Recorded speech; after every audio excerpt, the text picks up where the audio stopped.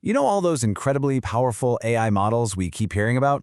Well, have you ever stopped to wonder how they're actually created? What if I told you that AI is getting so advanced, it's starting to design itself? Today, we're diving into a field called neural architecture search, or NAS for short. This is where the next generation of AI is literally being built by other AIs. So, to really get why this is such a huge deal, we first need to understand the problem that NAS was invented to solve. Let's call it the AI architect problem. Okay, so at the heart of any powerful AI, there's something called a neural architecture. You can think of it like the blueprint for the AI's brain. For decades, designing these things has been a really slow, manual process. It took a ton of expertise, a lot of intuition, and just endless hours of trial and error. It was really less like engineering and way more like a complex art form. And let me tell you, this art form isn't just for show. It is absolutely critical. The research is totally clear on this. These handcrafted designs have been the secret sauce behind huge breakthroughs in everything from computer vision to understanding language. Bottom line, the better the design, the smarter the AI. So, this all leads to the one big, game-changing question. If this design process is so important, but also so slow and really dependent on human genius, what if you could just automate the artist? And yup, you guessed it, that is exactly what neural architecture search does. It's the science of taking that human artist out of the loop and replacing them with a smart, super efficient algorithm. So the formal definition is pretty straightforward. NAS is the process of automating the design of these neural architectures for whatever task you have in mind. Instead of a person spending months trying to design a model, a NAS algorithm can explore thousands, even millions of possibilities to find the best one, all on its own.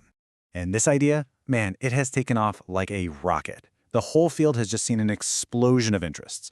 I mean, just since 2020, researchers have published over 1,000 papers on this one topic. And you can really see that explosion right here. The number of research papers just skyrocketed in the last few years. This tells you that NAS is quickly moving from being some niche academic thing to a core part of how modern AI gets built. So how does this whole automation thing actually work under the hood? Well, it turns out that pretty much every NAS method, no matter how different it seems, can be broken down into three key parts. We'll call them the three pillars. To make this super simple, let's just imagine a NAS algorithm is an AI architect. And to do its job, this architect needs these three key ingredients, and they all have to work together. Okay, so pillar number one is the search space. That's basically the architect's catalog of all the possible building blocks it can use. Pillar two is the search strategy. This is the clever method the architect uses to actually combine those blocks in smart ways. And the third pillar is performance estimation, which is a really clever shortcut to quickly test how good a design might be without having to spend days fully training it.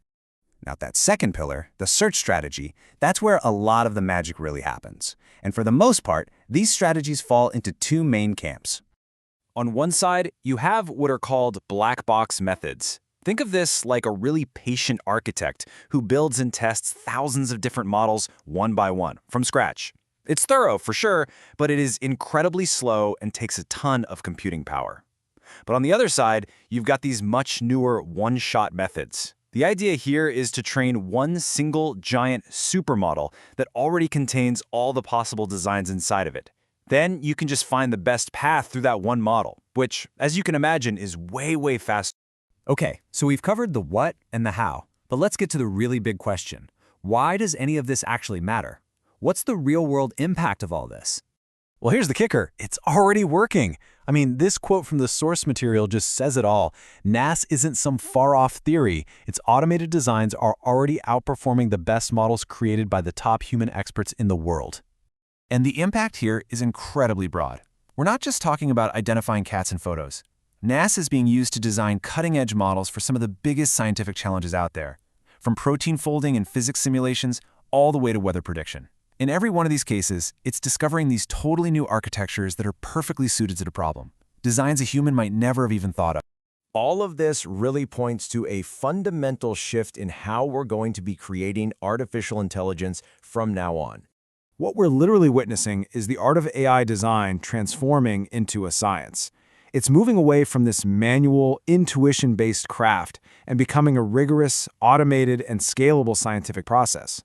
And that leaves us with a really fascinating and, maybe even a slightly unnerving final thought.